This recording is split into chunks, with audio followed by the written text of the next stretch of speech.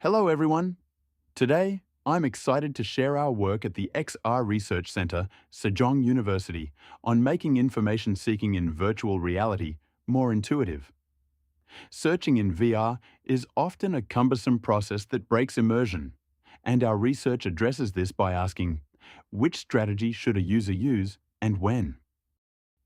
Unlike desktop search, VR requires us to navigate and locate targets in 3D space. While we have techniques like raycasting or voice commands, their effectiveness depends heavily on the context, like how far an object is or how cluttered the room is. Currently, users have to guess which tool is best, which often leads to frustration and a loss of immersion. Our work builds on established research in immersive information behavior, which shows that searching in 3D is fundamentally different from 2D due to spatial cues. While many specialized techniques exist, from hybrid selection to multimodal voice commands, they are usually studied in isolation. Our research addresses the gap where users are left to manually choose between these tools without any system-level guidance on which is most effective for their specific environment. We first defined a taxonomy of 5 search strategies. This includes familiar methods like direct selection and voice-only queries, but also more specialized techniques for groups of objects and for targets that are distant or hidden.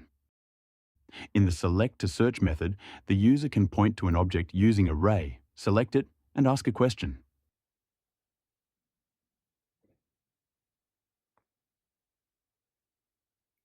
Is this plant called daisy?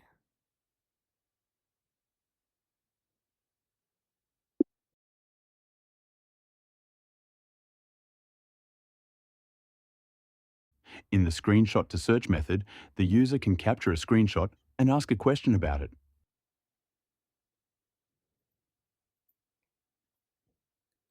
Tell me a little bit about this carpet.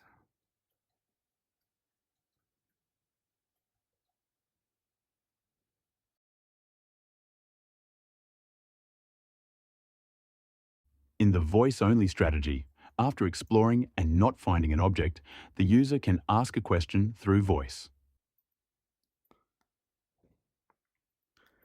Where is my car key? I can't find it.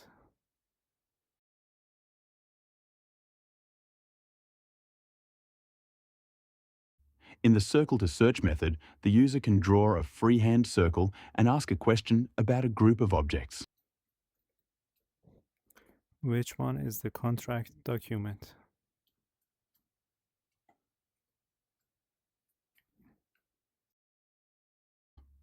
And finally, in the world in miniature method, the user can use the whim to select objects that are far away and out of view, and then ask a question.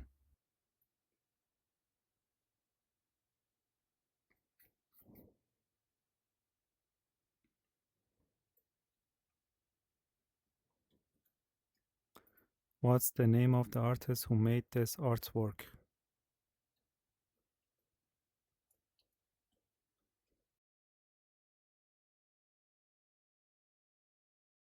Strategy selection isn't random. It's shaped by the situational context. We identified several factors across 3 layers. The task type, whether you're browsing or looking for a specific item. The object properties, like its size and distance, and the environment, specifically how much clutter is surrounding your target. Our framework automates this decision-making. The system analyzes the user's current context in real time, processes it through a predictive model, and proactively recommends the most suitable search strategy. This shifts the choice burden from the user to the system. In our first study, we collected ground truth data from 42 participants to see which strategies they naturally preferred across 32 varied scenarios. We used this data to train a multi-layer perceptron model, which achieved a high accuracy of 94% in predicting the correct strategy for a given context. For our second study, we evaluated the effectiveness of this adaptation against a free search baseline and an LLM-driven approach using Llama 3.2. We wanted to see if system-led guidance actually improved performance, and if a generalized LLM could compete with a specialized ML model. ML-based search resulted in the fastest performance, followed by the baseline, while the LLM-based condition was the slowest due to additional processing time required for unstructured outputs. Both ML-based and LLM-based search significantly reduced the number of attempts compared to free search, with no significant difference between the two adaptive methods. Both ML-based and LLM-based search significantly reduced overall workload compared to free search, with notable reductions in mental demand, temporal demand, effort, and frustration. Both ML-based and LLM-based search were rated significantly more usable than free search, with no significant difference between the two adaptive methods. A key takeaway from our study is the trade-off between speed and cognitive ease. While the ML model was the fastest, users rated the slower LLM just as highly because it provided clear reasoning and reduced their mental effort. We also found that object proximity is the primary factor users consider when choosing a tool. Despite these positive results, there are limitations.